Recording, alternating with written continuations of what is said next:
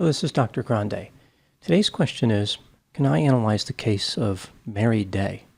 Just a reminder, I'm not diagnosing anybody in this video, only speculating about what could be happening in a situation like this. If you enjoy this video, please like it, subscribe to my channel, and consider supporting me on Patreon. I will put the link to Patreon in the description for this video. First, I'll look at the background of this case, move to the timeline of the disappearance, then offer my analysis. Mary Day was born in Little Falls, New York on February 19, 1968. Her father was named Charles and her mother Charlotte. Mary had two younger sisters named Kathy and Sherry. Charlotte was unable to provide consistent care for Mary and her sisters. They were in and out of foster care growing up. Mary's mother divorced Charles and married a man named William Hoole. This happened when her daughters were in foster care. William enlisted in the Army in 1975. This same year, Charlotte was granted full custody of Mary and Kathy. However, Sherry was legally adopted by a foster family. Her name was changed to Sherry Calgaro. In 1978, William was stationed in Hawaii, and the family moved there. Charlotte had two children with William, a son named William Jr., and a daughter named Billie Jean. Mary's biological father, Charles, was the victim of a fatal accident, which meant that Mary and her sisters would receive an inheritance when they became adults. Mary and Kathy used to talk about using these funds to escape living with Charlotte and William. They would frequently fantasize about getting away. The authorities accused William of physically mistreating Mary. She was taken from the family in December 1980. While she was still in the custody of the state of Hawaii, her family moved to Seaside, California. William was assigned to a base just a few miles from this town. Seaside is about 2 hours south of San Francisco. A few months after her family moved to California, Mary was returned to their care. So she moved from Hawaii to California as well. She ran away several times from the family home in Seaside, but the police found her and returned her to her family each time. Now moving to the timeline of the disappearance. Sometime around July 15, 1981, just a few months after being reunited with her family, Mary Day disappeared from the family home. Her parents realized that she was missing, but they did not report this to the authorities. Outside of family members, no one was aware of Mary's disappearance. About 13 years later, in 1994, Mary's sister, Sherry Calgaro, who again had been adopted by a foster family, contacted the authorities about her sister. The police decided not to investigate Mary's disappearance. They thought the case was too old. About 8 years later, in 2002, the police decided to open an investigation into Mary Day's disappearance. They spoke to Mary's sister, Kathy, who gave an account of what happened to Mary. Here's what Kathy told the authorities. On the night that Mary disappeared, Charlotte, William Jr., and Billie Jean went to dinner as Kathy and Mary stayed home. After dinner was over and everybody had returned home, members of the family realized that William's dog appeared to be sick, to the point where they thought the dog would die. William became angry and accused Mary of poisoning the dog. He then physically attacked Mary. Kathy saw blood coming out of Mary's mouth. The next morning, Mary was no longer in the family home. Kathy asked her mother, Charlotte, where Mary was. Charlotte told her that Mary ran away and commanded Kathy never to speak Mary's name again. It was like Mary never existed.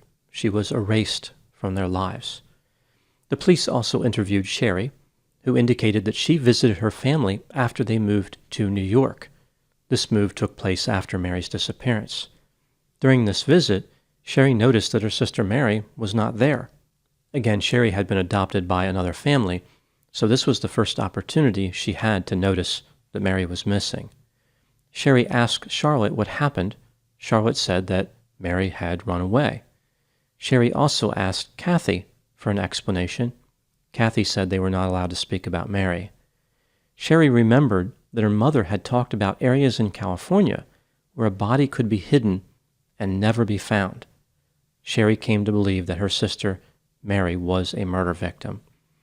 Considering the statements from both Kathy and Sherry, the police thought that Mary had been murdered.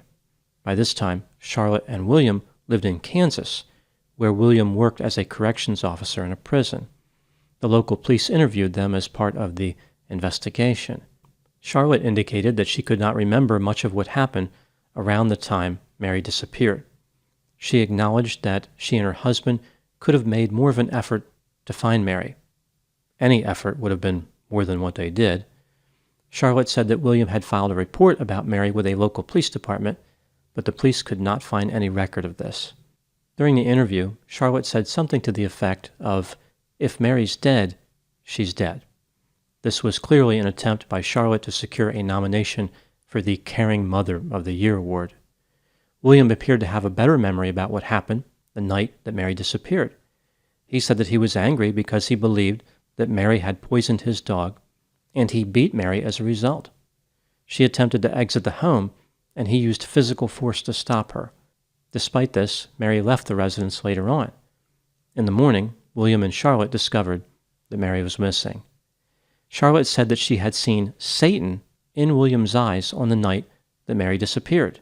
She did not mean that William was a handsome devil. Rather, she thought that he was possessed by a demon. This makes sense considering William's level of functioning. As they say, an idle mind is the devil's playground. William denied murdering Mary, but admitted to the police that it was possible the demon who was possessing him may have committed murder. The police thought this sounded almost like a confession. The police learned that William had directed the children to avoid a specific corner in the backyard. In 2003, investigators searched the backyard and found a small tennis shoe, similar to the type Mary had worn as a child. The police now thought that they could build a convincing murder case against William and Charlotte. On November 25, 2003, as the homicide investigation continued, an incident occurred in Phoenix, Arizona, which would derail the plans of investigators. The police initiated a traffic stop of a pickup truck with stolen license plates. One of the passengers in the truck identified herself as Mary Day. She even had a recently issued Arizona state identification card with that name. The date of birth matched that of the Mary Day who was missing from Seaside, California. The woman was detained and questioned by the police.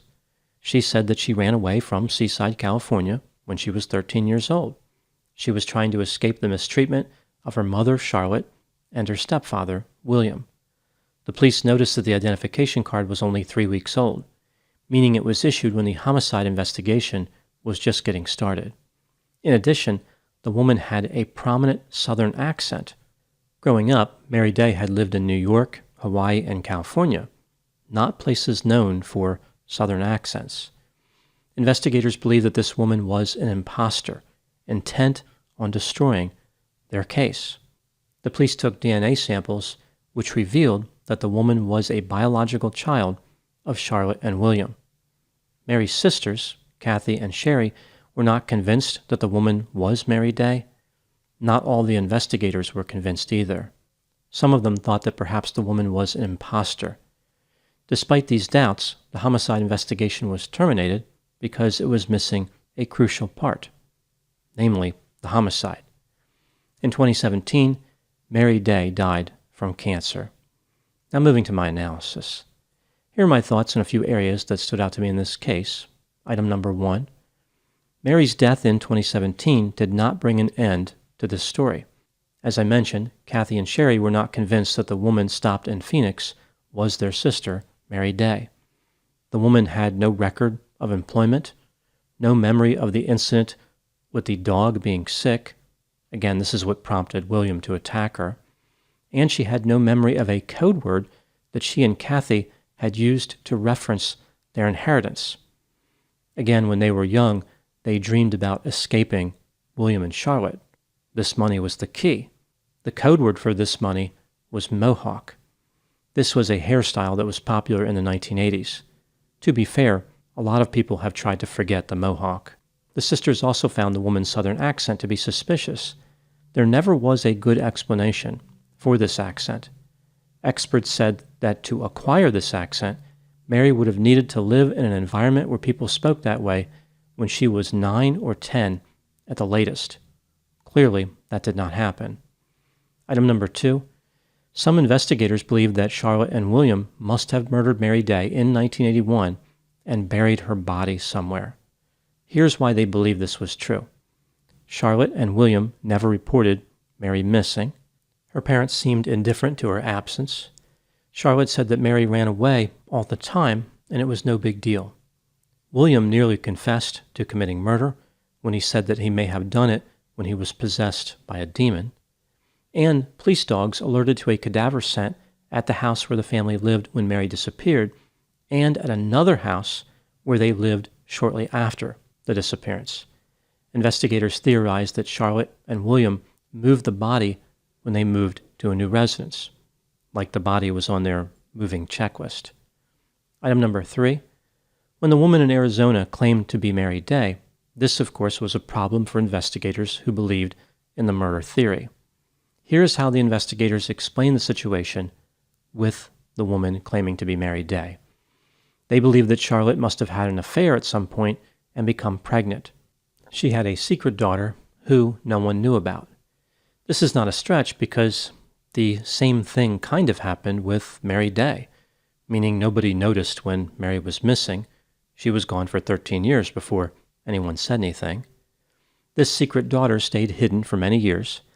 When the police launched their murder investigation, Charlotte and William must have contacted the secret daughter and told her to pretend to be Mary Day. This explains the Southern accent, it explains the memory loss, and of course it explains why the DNA indicated that the woman was Charlotte's daughter. There are many problems with this theory, which brings me to item number 4. Here's a list of the reasons that the imposter theory does not make sense. The alleged imposter's DNA not only showed that she was Charlotte's daughter, it indicated that she was William's daughter. Now, maybe the investigators would argue that the woman could still be a secret daughter, maybe not from an affair, but still a daughter who no one knew about. Even if one were to accept this, other problems remain. The authorities obtained a photograph that was taken of the woman when she was 15 years old. It was taken at least a year after Mary Day disappeared. Experts using facial recognition software concluded that the woman in the photograph matched photographs of Mary Day. The woman lived with a roommate for a while, not long after Mary Day's disappearance. This roommate would later indicate that the woman identified herself as Mary Day. The idea that a secret daughter would be available for years just waiting for the phone to ring so she could be involved in a conspiracy doesn't make a lot of sense. There was no record of the woman working. The investigators would have us believe that she lived off the grid, just hoping that someday her parents would ask her to impersonate her sister. She knew that if she found employment, this would disrupt those plans. She wanted to protect this ability to be an imposter, like this was her mission in life. There was essentially no incentive for the woman to impersonate Mary Day. The memory loss can be explained by the woman's excessive alcohol use, and the acquisition of an Arizona state identification card could be explained by her need to receive state assistance for a gallbladder surgery. One last point on this item, the woman called herself Monica Devereaux, a name which has the same initials as Mary Day. Item number 5, it's clear that the woman pulled over in the pickup truck in Phoenix, Arizona was Mary Day. The secret daughter theory is just not realistic. Investigators didn't want to let this theory go because they had a tremendous amount of faith in the police dogs, which alerted to the scent of a cadaver in those 2 places where the family had lived. According to research studies, these types of dogs are fairly accurate at detecting the scent of human decomposition. But of course, they don't indicate who the person was. Maybe somebody else unrelated to the case of Mary Day buried a body. This seems like a more reasonable explanation than a complex conspiracy involving a demon-possessed man and his secret daughter/imposter trainee. Item number 6, the imposter theory that some investigators would not let go overshadowed the suffering of Mary Day. She spent her last days trying to convince people of her identity. This obscured the fact that Mary was a victim, not a murder victim, but a victim nonetheless. She had parents who cared for her so little that when she disappeared, they didn't bother to tell anyone. The authorities came to believe that her parents failed to report her missing to collect benefits from the death of Mary Day's biological father. This challenging start in life led Mary Day down a path of substance use. She moved around the country frequently and was never able to find her footing. She never had the advantage from her parents of feeling safe and secure. She did not have a foundation as a child on which to build an adult life. Obviously, her parents did not murder her and bury her in the backyard, but in one sense, they did kill her. They did so slowly through callousness, insensitivity, and a devil-may-care attitude. Those are my thoughts on the case of Mary Day. Please put any opinions and thoughts in the comment section. They always generate an interesting dialogue. As always, I hope you found my analysis of this topic to be informative. Thanks for watching.